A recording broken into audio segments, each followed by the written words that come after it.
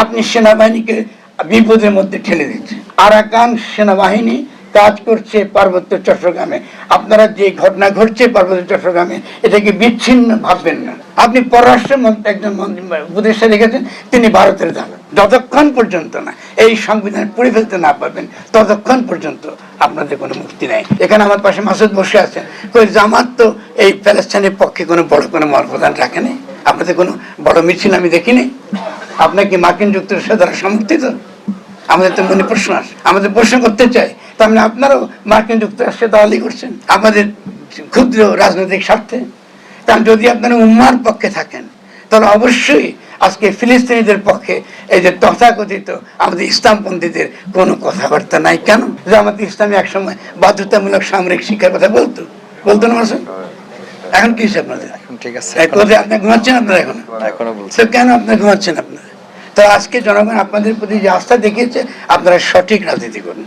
শেষ যে কথাটা বলে আমি শেষ করব সেটা হলে, আমি বলি আমার যারা জামাত ইসলামী আছেন বন্ধুরা আমার উপরে রাগ করে, কারণ এইবার আজকে আমি একটা সত্য পাবলিক কথা বলবো, যে যিনি যার সঙ্গে আমি এই কথাটা বলেছিলাম বহু বছর আগে, তিনি মরহুম, তার মাগফিরাত কামনা করি। তিনি ছিলেন মীর কাসিম। কাসিম ভাইকে বহুদিন আগে বলেছিলাম, 11 ঘটনার আগে, যে কাসিম ভাই যদি আমরা আসলে এই যে ইসলাম বনাম বাইনারি, এই যে তথাকথিত সেকুলারিজম বাইনারি আমরা যদি বন্ধ করতে চাই, তাহলে প্রথম কাজ হচ্ছে যে আমাদের ইসলামীকে দয়া করে নামটা একটু বদলান। কোনো জনগোষ্ঠী, কোনো রাজনৈতিক জনগোষ্ঠী, কোনো স্বাধীন চেতা জনগোষ্ঠী তাদের বিরুদ্ধে যেই নামে আমি বিরোধিতা করেছি সেই নাম আমি টিকিয়ে রেখে আমরা আসলে বাংলাদেশের জাতীয় রাজনীতিতে কোনো ইতিবাচক ভূমিকা আমরা রাখতে পারবো না। জামাত ইসলামের অনেক ইতিবাচক ভূমিকা আছে, কিন্তু এই একটা সমালোচনা, এই একটা কালো দাগের জন্য আমরা আগামী দিনে যে পসিবিলিটি আপনি নতুনভাবে ইসলামের যে পুনর্জাগরণের যে ইতিবাচক লক্ষণ দেখছি, এটা সর্বনাশ হয়ে যাবে। আবারও আমরা ওই ইসলাম বনাম সেকুলার, এরা সব মৌলবাদী, এরা সব সন্ত্রাসী, আবার সে রক গাঁটার আসছে আমাদের ক্ষমতা, এই কাহিনী আমাদেরকে শুনতে হবে। দয়া করে আমাদেরকে এই বিপদ থেকে রক্ষা করেন। এটা তো হবে না, আমরা একজন দুজন বেঁচে থাকলো, আমাদের নিঃশ্বাস থাকলো, আমরা জনগণের মজলুমের পক্ষে কথা বলবো। কারণ ইসলাম মানে যারা মজলুমের পক্ষে লড়াই করে, বাকি করছে আমাদেরকে, বাকি করছে আমরা খুব ভালো জানি। আমাকে বহু বাস করতে দিলে আমি সারাদিন বাস করতে। ফলে আমাদের প্রথম কথা হচ্ছে এই দেশে আজকে আন্তর্জাতিকভাবে যে মজলুম, আজকে ফিলিস্তিনিরা যে মজলুম, তার পক্ষে আমাদের এই তথাকথিত ইসলামিক দলগুলো তাদের কোনো ভূমিকা নেই, এবং তারা তথাকথিত তাদের যে ভারত বিরোধিতা, তারও কোনো ভিত্তি নাই। তাদের ভারত বিরোধিতা মার্কিন তোষণের আরেকটা রূপ মাত্র, মার্কিন তোষণের আরেকটা রূপ। এটা বিপজ্জনক। আমরা অবশ্যই দিল্লি বিরোধী, অবশ্যই দিল্লির কাছে আমাদের হিস্সা আমরা আদায় করে ছাড়বো ইনশাআল্লাহ। কিন্তু আপনারা এই ভারত বিরোধিতার নামে আমরা কি করছি? মার্কিন যুক্তরাষ্ট্রকে বাংলাদেশে আমরা প্রবেশে, আমাদের সমুদ্রের সীমায় বঙ্গোপসাগরে এই ঢুকবার, বাংলাদেশের অর্থনীতিতে শক্তিশালীভাবে কায়েম হবার সমস্ত ব্যবস্থা আমরা কিন্তু করে দিচ্ছি। ডক্টর ইউনূস একভাবে করছে, আমাদের ইসলামপন্থী দলগুলো আরেকভাবে করছে। কিন্তু আমি অত্যন্ত আন্তরিকভাবে বলতে চাই যে ইসলামের একটা অত্যন্ত বৈশ্বিক ভূমিকা রয়েছে, রেভলিউশনারি ভূমিকা রয়েছে। আমি আমার নবীকে বিপ্লবী মনে করি। আমাকে ফরাসি বিপ্লব থেকে বিপ্লব শিখতে হয় না, আমি মক্কা বিজয় থেকে বিপ্লব শিখি। আমি মক্কা বিজয় থেকে বিপ্লব শিখি যে মক্কা বিজয়ের মর্ম ছিল কি? মর্ম ছিল আমরা কোনো রক্তের ভিত্তিতে, গোত্রের ভিত্তিতে, গোষ্ঠের ভিত্তিতে আমরা মানুষের সমাজ আমরা গড়ে তুলবো না। আমরা এমন একটা সমাজ গড়ে তুলবো যে সমাজটা আমাদের রুহানি সত্তার সঙ্গে যুক্ত। আপনার সঙ্গে আমার প্রেম, আমার ভালোবাসা, সকলের সঙ্গে প্রেম ভালোবাসা একমাত্র ভিত্তি হচ্ছে যে আমরা একজনের কাছে আত্মসমর্পণ করেছি। একজন, তাকে আপনি আল্লাহ বলেন, গড বলেন, ঈশ্বর বলেন, কিছু আসে জানা, যার কাছে আমি আত্মসমর্পণ করেছি আমি শুধুমাত্র তার। এই ভিত্তিতে রক্ত, গোত্র, গোষ্ঠ বাদ দিয়ে তার ভিত্তিতে আমরা সকলে মুসলিম, আমরা নবীর উম্মত। এবং এই রাজনীতি যদি আমরা বাংলাদেশে আনতে পারি, এখানে সেকুলারিজম বললাম ইসলামের কোনো ভেদাভেদ নেই। আপনি সেকুলার ইসলামী কোনো কি হলো কি কাজ নাই? আপনি যখন বাজারে যান, আপনি কি বগলতলা কোরআন হাদিস নিয়ে যান? কোরআন হাদিস নিয়ে যান কেউ যে আমি কোরআনে কি আছে দেখে পড়বো, তারপর বাজারে সবজি কি কিনবো না কিনবো? ইহলৌকিক জীবন অবশ্যই আছে। 2 নম্বর ইসলাম ইহলৌকিক সমস্যার সমাধানের জন্য এসেছে। ইসলাম খ্রিশ্চানিটি নয়। এটা খারাপ অর্থে বলছি না, খ্রিশ্চানিটি অনেক অবদান আছে, কিন্তু ইসলাম কিন্তু খ্রিশ্চানিটি নয়। খ্রিশ্চানিটি আমাদেরকে কি দিতে পারে, তার রূপ আমরা পাশ্চাত্যে দেখেছি গত কয়েকশো বছর, তার আর কিছু দিবার নাই। এখন আমাদেরকে দিতে হবে সারা দুনিয়ার মানুষকে। যদি আমরা সেটা দিতে পারি তাহলে ইসলাম সম্পর্কে আমাদের স্বচ্ছ ধারণা থাকতে হবে। সেই স্বচ্ছ ধারণা যদি থাকতে হবে তাহলে কোরআন নিজেকে কখনো আইনের বই বলে না। আমি দুইটা কথা শুনেছি, কিন্তু আমি এই কথাটা একটু মনে করে দিই, আমি খুব মহাপ্রাজ্ঞ নই, কিন্তু কেউ যদি একদিন সেমিনার করতে চান আমি করতে খুব আগ্রহী তর্ক। কোরআন নিজেকে কখনো আইনের বই বলে নাই। কোন আমাদের মতো মূর্খদের বলেছে যে কোরআন তোমাকে দিছি নাজিল, তুমি হেদায়েত যখন চাইবা, যেহেতু তুমি মুত্তাকি, তুমি যদি আল্লাহর কাছে নিজেকে সমর্পণ করে থাকো তাহলে তোমার জন্য হেদায়েত আছে কোরআনে। আর যারা আল্লাহর কাছে নিজেকে সমর্পণ করে নাই, শুধু বিশ্বাস বিশ্বাস বিশ্বাস করে, এদের জন্য হেদায়েত নেই। বিশ্বাস ইসলামী কোন শব্দ না। ইমানের অনুবাদ বিশ্বাস না, ইমানের অনুবাদ হচ্ছে আত্মসমর্পণ। বিশ্বাস খ্রিস্টানিটির ধারণা। 2 নম্বর হচ্ছে যে আধুনিক রাষ্ট্র যদি আমরা নতুন করে ভাবতে চাই তাহলে আধুনিক রাষ্ট্রের যে ভিত্তি তথাকথিত রাষ্ট্রের সার্বভৌমত্ব, এই যে সার্বভৌমত্বের যে ধারণা, রাষ্ট্র আমাকে আদেশ দিবে, রাষ্ট্র আমাকে আদেশ দেয়, রাষ্ট্র আমার জন্য আইন তৈরি করে, এগুলো সবই খ্রিস্টীয় ধর্মতত্ত্ব থেকে এসেছে। ফলে খ্রিস্টান রাষ্ট্র আমাদের আদর্শ রাষ্ট্র হইতে পারে না। আধুনিক রাষ্ট্র শুধু ফ্যাসিজম না, এই যে তথাকথিত সংবিধান, এই যে এটা খ্রিস্টীয় একটা সংবিধান, এখানে সার্বভৌমত্বের ধারণা খ্রিস্টীয়। আর আদেশ ভিত্তিক কোনো কনস্টিটিউশন নাই। ইসলাম আদেশের ভিত্তিতে কনস্টিটিউশন চলে না। আপনি একমাত্র যার কথা আত্মসমর্পণ করেন সে হচ্ছে আল্লাহ। আর আল্লাহর সর্বশ্রেষ্ঠ রচনা কি? আল্লাহর সর্বশ্রেষ্ঠ রচনা মানুষ। ফলে মানুষকে যত বড় অধিকার দিয়েছে কোরআন, আর কোন ধর্ম এত বড় অধিকার দেয় না। তাকে বলছে তুমি খলিফা, তোমার আমি দুনিয়ায় পাঠাই দিয়েছি, তুমি আমার খলিফা, আমার সৃষ্টিকে রক্ষা করার দায়িত্ব তোমার, আমি তোমাকে পাঠালাম দুনিয়াতে। তা আপনি যখন যাবেন, আপনি যে বিষ ব্যবহার করেন, এই যে শহর গড়ে তুলছেন মাসুদ, এই শহর কি ইসলামী শহর? এটা কি তার বন জঙ্গল পশু পাখি যারা তিনি সৃষ্টি করেছেন, জীব অনুজীব, তাকে রক্ষা করবে নগরায়নের পদ্ধতি? তা আপনার এগুলো বলেন না কেন? যদি আপনি ইসলাম হয়ে থাকেন, আপনার প্রকৃতির কথা বলেন না কেন, পরিবেশের কথা বলেন না কেন, প্রাণের কথা বলেন না কেন, জমির কথা বলেন না কেন, নদীর কথা বলেন না কেন, পাহাড় পর্বতের কথা বলেন না কেন, আদিবাসীদের কথা বলছেন, এটাও বলবেন না কেন? আর আদিবাসী শব্দটা তো নিঃসন্দেহে বিতর্কিত। কেন আপনি কেন সেটলার, এই যে যেটা যাদের জমি তাদের অধিকার, সেখানে গিয়ে সমতল থেকে লোক বাসাতেন কেন আপনি? এটা তো তাদের জমি। আমার বাপের সন্তান হিসেবে তার জমির আমি অধিকারী।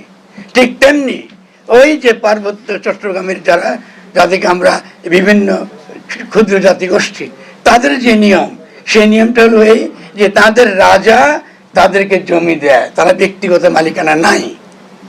ফলে যে পাহাড় তারা ফেলে রাখে জুম চাষের জন্য, সেই পাহাড় তাদের। এটা খালি পাহাড় বলে কোনো খালি পাহাড় নেই, খালি পাহাড় কোনো পাহাড় ছিল না। আপনি সেখানে সেটলার বসিয়েছেন এবং দীর্ঘকাল লড়াই করেছেন। লড়াই করে আমরা এমন জায়গায় এসেছি, এখন আরাকান সঙ্গে একটা সমস্যা তৈরি হয়েছে। আরাকান আর্মি এসেছে, কুকি চীন ওখানে আছে, ওখানে একটু সীমান্তে দিয়ে গেলে বাংলাদেশে কোনো নিয়ন্ত্রণ নাই। সেনাবাহিনীর ভাইরা এখানে আছেন, তারা আমার চেয়ে ভালো বলতে পারেন। ওখানে হাসিনা দীর্ঘকাল ওখানে ছিলেন, আপনি জানেন। ওখানে কি আপনি মনে করেন বাংলাদেশের সেনাবাহিনী যে একটা অত্যন্ত দুর্বল একটা সেনাবাহিনী, তার কোনো ক্ষমতা আছে রক্ষা করার? তাহলে আমাদের দরকার তো একটা গণপ্রতিরক্ষা ব্যবস্থা। আমাদের লক্ষ লক্ষ যে নাগরিকদেরকে তাদেরকে সামরিক শিক্ষা দেওয়াটা আমাদের অতি জরুরি একটা কর্তব্য। সেনাবাহিনী একটা দুর্বল প্রতিষ্ঠান, সেনাবাহিনীতে দুর্বল দীর্ঘকাল ধরে, আজকে থেকে না, যেদিন থেকে শেখ মুজিব রক্ষী বাহিনী চাইছিল, স্থায়ী সেনাবাহিনী চায় না। আমরা তো ওই ভুল থেকে এখনো বেরিয়ে আসে না। আর কথা খালি সেনাবাহিনীর বিরুদ্ধে আমরা গালিগালাজ করি। সেনাবাহিনী বহু দোষ আছে, আমাদের দোষ নেই। তো আপনি এটা করার পরে আমাদের যে বৃহত্তর যে প্রতিরক্ষার যে স্বার্থ, সে প্রতিরক্ষার স্বার্থে তো আমরা কিছু বলছি না। আমরা যে নীতিতে একটা জনগণকে একত্র করেছি, আমাদের মত পার্থক্য থাকতে পারে, কিন্তু আমরা নিজেরা বসে এইভাবে একসঙ্গে বসে ভাইয়ের মতন বোনের মতন কথাবার্তা বলে আমরা আমাদের সমস্যার সমাধান করতে পারি। মত পার্থক্য থাকা, আমি আবারও বলছি, মতদর্শিক পার্থক্য ছাড়া একটি দেশের জন্য এটা ইতিবাচক, এর মধ্যে দোষ কিছু নাই। কিন্তু কোথায় দোষ? যদি আমরা ভুলে যাই যে আমরা একই রাজনৈতিক জনগোষ্ঠীর অন্তর্গত। আমার ভাইটাকে নিয়ে যে আমার কথা শুনে না, যাকে গিয়ে আমাকে শাসন করতে হয়, তাকে নিয়ে আমার একই বাড়িতে থাকতে হবে, তাকে নিয়ে আমাকে চলতে হবে। তাহলে এই চিন্তা ছাড়া রাজনৈতিক জনগোষ্ঠীর ধারণা ছাড়া আমরা আগামী দিনের বাংলাদেশ গঠন করতে পারবো না। আমাদের এই তরফ থেকে আজকে আমাদের এই সবার তরফ থেকে, আমাদের সকলের তরফ থেকে আমরা ডক্টর ইউনূসকে আবারও শেষ দিয়ে কথা বলতে চাই, আমরা আপনার সঙ্গে আছি। আপনি ভাববেন না যে আমরা আপনাকে ত্যাগ করছি বা আপনাকে বাইরে ছোট করার জন্য সমালোচনা করছি। আমরা চিন্তিত, আমরা অত্যন্ত উদ্বিগ্ন। আপনি যেভাবে মার্কিন যুক্তরাষ্ট্রের সঙ্গে দহরমহরণ শুরু করেছেন, বাইরে থেকে যেসব লোককে নিয়ে এসেছেন, এটা মারাত্মক চিন্তা, উদ্বিগ্নতার জন্ম দিয়েছে। এটা সমাধান করবার একমাত্র পথ হচ্ছে তথাকথিত লুটেরা মাফিয়া শ্রেণীর কথা না, আমাদের কথা শুনুন। দরকার হলে আমরা আপনার সঙ্গে বসে আমাদের যে কথাগুলো আমরা আপনাকে বলতে চাই, আমাদেরকে বলতে দিন। একটা সত্যিকারের একটা জাতীয় একটা অবস্থান আপনি গড়ে তুলুন, যাতে আমরা কোনো বড় ধরনের বিপদে না যাই। কারণ নির্বাচন যখন করবেন, আমি নিশ্চিত না এই সেনাবাহিনীর ম্যাজিস্ট্রেসি পাওয়ার সেনাবাহিনী একটা নির্বাচন সফলভাবে করতে পারবে। আমি জানি না, আমি অন্তত তার কোনো লক্ষণ দেখছি না। আমি জানি না কিসের ভিত্তিতে আপনি নির্বাচন এত অস্থির হয়ে গেছেন। আমরা মনে করি আমরা দেশকে বিপর্যয়ের দিকে ঠেলে দেব না, এবং আপনার যে জনপ্রিয়তা হ্রাস হয়েছে এটা আমাদের জন্য বিপজ্জনক। আমরা অত্যন্ত উদ্বিগ্ন। ফলে আমরা আশা করব আপনি আমাদের কথা শুনবেন। প্রয়োজনে আমরা অবশ্যই সকলে মিলে আপনাকে আমাদের যে মনের কথা এটা আমরা আপনাকে বলবো, আমাদের অভিজ্ঞতা বলবো। আমি দুঃখিত, আমি অত্যন্ত আহতভাবে, অত্যন্ত ভীত, সন্ত্রস্ত এই কথা করে বলছি। কেন বলছি? আপনি যুক্তরাষ্ট্রে যাচ্ছেন বিশাল একটা বহর নেই, কি জন্য যাচ্ছেন? আপনি একজন উপদেষ্টা মাত্র। এইসব পেছনে তো সময় দিয়ে আপনার দরকার নেই। আপনি দেশের মূল কাজটা হচ্ছে যে আমাদের বিভিন্ন প্রতিষ্ঠানগুলো ভেঙে চুরে কিচ্ছু নাই, আমাদের পুলিশ বলে কিচ্ছু নাই। সেনাবাহিনীকে আপনি ম্যাজিস্ট্রেসি দিয়েছেন, ইতিমধ্যে সেনাবাহিনীর বিরুদ্ধে অভিযোগ উঠেছে গোপালগঞ্জে তারা 4টা লোক হত্যা করতে, সে যে দলই হোক না কেন, সেনাবাহিনী হত্যা করেছে, তার গুলিতে হত্যা হয়েছে। আপনি সেনাবাহিনীকে বিপদের মধ্যে ঠেলে দিচ্ছেন। যে সেনাবাহিনী অপকর্ম, হাসিনা আমরা অপকর্ম করার ফলে ইতিমধ্যেই নিন্দিত, ইতিমধ্যে সে পেছনে সরে এসছে, সেই সেনাবাহিনীকে তো আপনি তাকে তো রিকভার করতে দেবেন, তাকে তো তার ভুল সংশোধন করতে দেবেন, তাকে তো গড়ে তুলবেন। কারণ আপনাকে অনেক বড় বিপদ আপনার সামনে। এই বিপদের একটা নাম হলো রোহিঙ্গা, মায়ানমার। আপনি মার্কিন যুক্তরাষ্ট্রের যে ভূরাজনীতি, সেই ভূরাজনীতি আপনি কি করে মোকাবেলা করবেন? আরাকান সেনাবাহিনী কাজ করছে পার্বত্য চট্টগ্রামে। আপনারা যে ঘটনা ঘটছে পার্বত্য চট্টগ্রামে, এটাকে বিচ্ছিন্ন ভাববেন না, বিচ্ছিন্ন কিছু নয়। আজকে বিলোনিয়া থেকে যদি চিটাগাং আলাদা হয়ে যায়, আমি অবাক কিছু হব না। চট্টগ্রাম পোর্ট সেনাবাহিনীর দিক থেকে মিলিটারি আছে, কারণ এটা আমার জাতীয় প্রতিরক্ষার অংশ।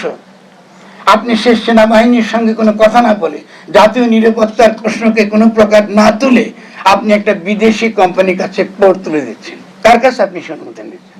জনগণকে অনুমতি দিয়েছে আপনাকে? আপনি ইপিজেড দিচ্ছেন একটার পর একটা বিভিন্ন বিদেশি পরাশক্তিকে। ইপিজেড মানে হলো আমার জমি বিদেশিকে দিয়ে দেওয়া। আর সেখানে কি করতে পারবো? আমার একটা মাত্র অধিকার, আমি ওখানে গিয়ে সস্তা শ্রম বেচবো। আর সেই শ্রমিকের কোনো অধিকার থাকবে না, আইনি মানে ট্রেড ইউনিয়ন অধিকার থাকবে না। ওরা যেমন ইচ্ছে তেমন আমাকে শোষণ করবে।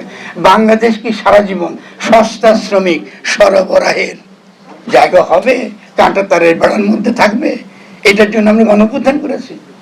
আমরা তো আমাদের এই যে ছেলেগুলো কর্মসংস্থান নেয়, তারা এই জন্য কোটা সংস্কার আন্দোলন করেছে, কারণ তারা একটা চাকরি চায়, তারা জীবন ব্যবস্থা চায়। আপনি সে কর্মসংস্থানের কোনো ব্যবস্থা নেই, আপনি বিদেশ থেকে বিনিয়োগ বিনিয়োগ বিনিয়োগ বলছেন। বিনিয়োগ এলে কি কর্মসংস্থান হবে? আমাকে চিন্তা করতে হবে কর্মসংস্থান কি করে হবে। আমার কৃষিকে আমি কি করে ঠিক করবো? আমার প্রাণ প্রকৃতি পরিবেশকে আমি কি করে ঠিক করব? আমার নদীকে আমি কি করে ঠিক করব? আমার সমুদ্রকে আমি কি করে ঠিক করব? কারণ সেখানে প্রচুর সম্পদ রয়েছে, যেটা জনগণ নিজের মতো করে নিজেই সে তার নিজের খাদ্য ব্যবস্থা নিজে নিশ্চিত করতে চায়। কিন্তু আপনার দেশের প্রথম দিনে ফরমান দেওয়া উচিত ছিল, আজ থেকে বাংলাদেশে সকল প্রকার বিষ ব্যবহার বন্ধ। আমি সে সমস্ত গ্রামীণ অর্থ ব্যবস্থাকে ধ্বংস করে দেওয়া হয়েছে, ধ্বংস করে পোল্ট্রি ইন্ডাস্ট্রি করা হয়েছে, যেটা বিষাক্ত জিনিস খেয়ে আমাদেরকে করা হয়েছে। আমরা সব ক্যান্সারে, এখন যেখানে যেন ক্যান্সার হাসপাতাল, মানুষ ক্যান্সারে আক্রান্ত। ফলে এগুলো হলো আমাদের একদম আমাদের প্রশ্ন, আমাদের জীবন ধারণ বেঁচে থাকার প্রশ্ন। আপনি সেই প্রশ্ন নিয়ে কোনো কথাবার্তা নেই। আপনি একটা কৃষি বলে একটা মন্ত্রণালয় আছে, এটা আপনি দিচ্ছেন স্বরাষ্ট্র মন্ত্রণালয় হাতে। উনি এক স্বরাষ্ট্র নিয়ে চালাতে পারেন না, তার উপর কৃষি মন্ত্রণালয় তাকে দিয়ে রেখেছে। কি যুক্তিতে?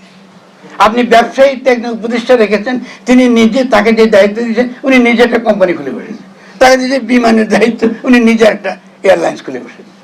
আপনি তিনি ট্রেড করে, বাণিজ্যের তার একমাত্র কাজ। তার বিদেশ থেকে মাল আনবে, মাল এনে তিনি বিক্রি করবে। এটা পেঁয়াজ দিয়ে প্রত্যেকটা ক্ষেত্রে তার তো conflict of interest, you can do this. আপনি তো করতে পারেন না আপনি এটা, কারণ তার নিজস্ব একটা স্বার্থ আছে, সেখানে কনফ্লিক্ট আপনি তৈরি করবেন কেন? সে লোকটা কেন বসাবেন না? আপনি পররাষ্ট্র একজন উপদেষ্টা রেখেছেন, তিনি ভারতের দালাল। তিনি কি আমরা আমরা আমরা চাই যে ভারতের সঙ্গে আমাদের সম্পর্ক ভালো, তিনি ভারতকে তুচ্ছ রাখছেন। আপনারা যখন সাংবাদিক ভাইরা যখন এসে খালি নির্বাচন নিয়ে প্রশ্ন করেন, তখন বুঝি বসুন্ধরা এবং ইসলামের টাকা আপনারা চলেন। কারণ নির্বাচন আমাদের ইস্যু না, আমাদের ইস্যু দিয়ে এই যে খাওয়া, খাদ্য নিশ্চয়তা কি করে করবো। এবং যদি আপনারা রাজনীতি নিয়ে কথা বলতে চান, তাহলে প্রথম প্রশ্ন হলো গাঠনিক ক্ষমতাটা কি? 5ই গণ অভ্যুত্থানের মধ্য দিয়ে জনগণের হাতে ক্ষমতা ছিল, সে ক্ষমতাটা এই যে তথাকথিত সংবিধানের নামে কারা ছিনাই করে নিয়ে গেল, কারা ছিনতাই করলো, এটা খুঁজে দেবার দায়িত্ব আপনাদের সাংবাদিক ভাইদের, বোনদের। আপনারা এটি কাজটা করেন নাই। তাদের কাছে জিজ্ঞাসা করা উচিত ছিল, কিসের যুক্তিতে আপনারা 8ই অগাস্টে এই যে শেখ হাসিনার ফ্যাসিস্ট সংবিধান রক্ষা করবার শপথ নিয়ে এই ধরনের একটা উপদেষ্টা সরকার আপনারা গঠন করেছেন? কেন করে? এর কি যুক্তি? কিন্তু আমি আজ পর্যন্ত কোনো সাংবাদিক দেখলাম না এই সহজ প্রশ্নটা করতে, যে কেন করবেন? সাংবিধানিক ধারাবাহিকতা বা ওই ইংরেজ আমলের আইনে আমাকে এখনো চলতে হবে। আপনার কথা বুঝতে পারছেন শব্দটার মানে কি? ইংরেজ আমাদের আইন আপনি এখনো টিকা রাখবেন? সে কবে ইংরেজ চলে গেছে দেশ থেকে। সাংবিধানিক ধারাবাহিকতা মানে ওই ইংরেজ আমাদের আইন এখন আপনি রাখবেন। কি সিআরপিসি বলে, আমাদের রাজ্যপাল বলতে পারবে। এই দ্বারা যত রকম আইন, বাজে আইন, অ্যাজিব আমরা বাংলাদেশের লোক, আমরা দেখতে কালো, আমাদের চামড়া সাদা না, আমরা একটা নিজেদের আইন নিজের বানাইতে পারি। ফলে এই যে কনস্টিটিউশনের নামে, আইনের নামে, সংবিধানের নামে আপনারা এই 8 তারিখে একটা কি করলেন? এটাকে বলে সাংবিধানিক প্রতি বিপ্লব। এটা একটা গণ অভ্যুত্থানের বিপরীতে এটা একটা প্রতি বিপ্লব হয়েছে। এই প্রতি বিপ্লবের মধ্য দিয়ে আমরা আবার ফ্যাসিস্ট রাষ্ট্রকে, এটাকে আমরা আবার টিকে রাখছি। এখানে ওখানে একটু ভাঙছে, অসুবিধা নাই, কিন্তু এই রাষ্ট্রটা আমরা পুরোপুরি টিকে রাখছি। এই জন্যই আমাদের শিরোনাম ফ্যাসিস্ট রাষ্ট্র ব্যবস্থা। এটা আপনি কেন টিকে রাখলেন? এটা টিকে রাখার কোনো কথা ছিল না, এটা ভেঙে ফেলার কথা ছিল। শেখ মুজিবের মূর্তি ভাঙা হয়েছে, এটাকে ভেঙে ফেলা দরকার কাছে, বঙ্গোপসাগর ফেলা দরকার কাছে। এই যে রাধাকান্ত সংবিধান কত সুন্দর ছাপা দেন না, দেখতে কত সুন্দর। এটা কাগজে পূরণ করা ছিল, এটা কাগজে পুড়ে যাবার কথা ছিল, এটা এখনো আছে। এটা আপনাদেরকে প্রতারণা করার জন্য রাখা হয়েছে। এটা দ্বারা আপনাদেরকে শোষণ করা হয়। এটা দ্বারা এই কথা বলে জনগণের অভিপ্রায়, সে যেটা করতে চায়, তার যে ইচ্ছা, তার নিজের যে ভাগ্য, নিজের নির্ধারণ করবার ইচ্ছা আপনার কাছ থেকে হরণ করা হয় এইটার দ্বারা। যতক্ষণ পর্যন্ত না এই সংবিধান পড়ে ফেলতে না পারবেন, ততক্ষণ পর্যন্ত আপনাদের কোনো মুক্তি নেই। আপনাদের সাংবাদিকদের মুক্তি নেই। আমাদের দিন তো শেষ হয়েছে, আমরা দেখবো না। আগামী দিনে পরিস্থিতি আরো খারাপ দিকে যাচ্ছে। অনেকগুলো যার চুক্তিটা কি আমরা নিজেরা জানি না। তো নিজেরা যদি না জানি তাহলে মহা সমস্যা। কারণ এই চুক্তিগুলো আজকে জানেন যে আন্তর্জাতিকভাবে যে পরিস্থিতি, সেখানে মার্কিন যুক্তরাষ্ট্র তার যে আধিপত্য নিশ্চিত করবার জন্য অনেক বেশি মরিয়া হয়ে গেছে। এই সময় আমাদেরকে এই মার্কিন যুক্তরাষ্ট্র বনাম বাকি দেশ, প্যালেস্তাইন সহ অন্য সমস্ত দেশ কিন্তু একদিকে, এমনকি ইউরোপিয়ানরাও দেখতে পাচ্ছেন যেভাবে প্যালেস্তাইনকে স্বীকৃতি দিচ্ছে, সেও কিন্তু ধীরে ধীরে মার্কিন বলয় থেকে সে বেরিয়ে আসে। ইতিমধ্যে আপনি দেখবেন যে চীনের সঙ্গে ভারতের যে দ্বন্দ্ব আমরা দেখেছি ঐতিহাসিকভাবে, সেই দ্বন্দ্ব কিন্তু ভারত তার নিজের স্বার্থে এটা মীমাংসা করছে। ফলে এখন আমরা নতুন যে অক্ষশক্তি গড়ে উঠেছে দেখতে পাচ্ছি, এটা কি? ভারত, রাশিয়া এবং চীন একটা নতুন অক্ষশক্তি গড়ে উঠছে। এই নতুন অক্ষশক্তির বিপরীতে ডক্টর ইউনূস উপমহাদেশে যদি মার্কিন যুক্তরাষ্ট্রকে টেনে আনেন, এটা বাংলাদেশের জন্য একটা ভয়ানক বিপর্যয় টেনে আনবে। কারণ রাজনীতি, আন্তর্জাতিক রাজনীতি কত বিভৎস হতে পারে, কত ভয়ঙ্কর হতে পারে, তার রূপ আপনারা গাজাতে দেখবেন, আছে মধ্যপ্রাচ্যে দেখবেন। একটার পর একটা দেশ মার্কিন যুক্তরাষ্ট্র ধ্বংস করে দিয়েছে। একটার পর একটা, যে আপনি সিরিয়া বলুন, আপনি ইরাক বলুন, আপনি লিবিয়া বলুন, আপনারা দেখুন এবং শেষ চোখের সামনে গণহত্যা চলছে, চোখের সামনে হত্যা করা হচ্ছে প্যালেস্টাইনেতে।